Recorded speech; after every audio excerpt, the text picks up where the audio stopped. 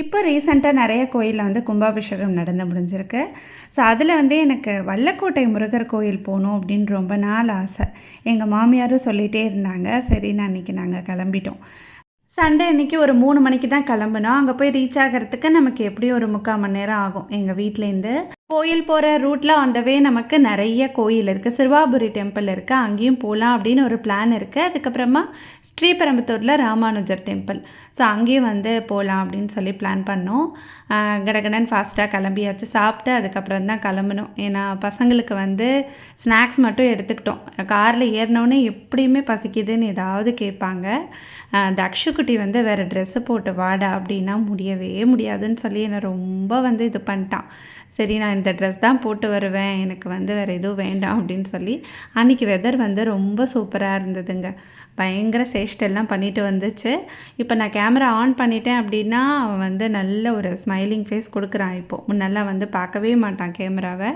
காரில் ஏறினவுடனே சாருக்கு பசி வந்துருச்சு. எங்கள் மாமியார் கரெக்டாக வாழைப்பழம், ஸ்நாக்ஸு, அவங்களுக்கு பூஸ்ட்டு, எங்களுக்கு காஃபி, அந்த மாதிரி எல்லாமே எடுத்துகிட்டு வந்துட்டாங்க. பெரியவங்க நமக்கு வீட்டில் இருந்தாங்க அப்படின்னா கண்டிப்பாக இதெல்லாம் வந்து நம்ம சொல்லவே வேண்டாம், அவங்களே எடுத்துப்பாங்க. எங்கள் மாமியார் எப்பயுமே அப்படி தான். எங்கேயாவது போகிறோம் அப்படின்னா காஃபி வந்து கண்டிப்பாக ஃப்ளாஸ்கில் இருக்கும். வேண்டாம்மா நம்ம போகிற வழியில் பார்த்துக்கலாம் அப்படின்னா அங்கே போகும்போது குடிக்கிறதுக்கு ரொம்பவே நல்லாயிருக்கும். அன்றைக்கி வெதர் வேறு ரொம்ப சூப்பராக இருந்தது. கோயிலுக்குள்ளே ரீச் ஆனதுக்கப்புறமா ரொம்ப ஹாப்பி எனக்கு. அப்படியே வந்து சில்லுன்னு காற்று. ஸோ இதில் என்ன ஒரு ஹைலைட் அப்படின்னா அந்த செவரை சுற்றி இந்த மாதிரி மயில். இது வந்து நிஜ மயில் இல்லை, ஏன்னா தத்ரூபமாக நிஜமாக இருக்கிற மாதிரியே இருந்தது. ஸோ முருகர் டெம்பிளில் மயில் இல்லாமல் எப்படிங்க, அதனால் சுற்றி அழகாக வச்சுருந்தாங்க. நாங்கள் போகும்போது அவ்வளோ கூட்டம் இல்லை, க்யூலெலாம் நிற்கலை. அந்த ஃப்ரீ தரிசனம் அதில் தான் போனோம். டிக்கெட் கவுண்டரும் இருக்குது. அன்றைக்கி ஃப்ரீயாக இருந்ததுனால கடகடன் ஃபாஸ்ட்டாக போய் சாமி பார்த்துட்டு ஒரு 3-4 தரையாவது நான் பார்த்துருப்பேன். நாங்கள் சாமி பார்த்துட்டு வெளியே வரோம், மழை பிடிச்சிருச்சு. எப்படி மழை பெய்யுது அப்படின்னு கொஞ்சம் நேரத்தில் நீங்கள் பாருங்கள். நாங்கள் பிரசாதம் வாங்கிட்டு இப்படி திரும்புகிறோம், செம்ம மழை. ஆனால் அந்த வெதருக்கு அந்த மழை வந்து தேவை தான். அவ்வளோ நல்லா இருந்துச்சு.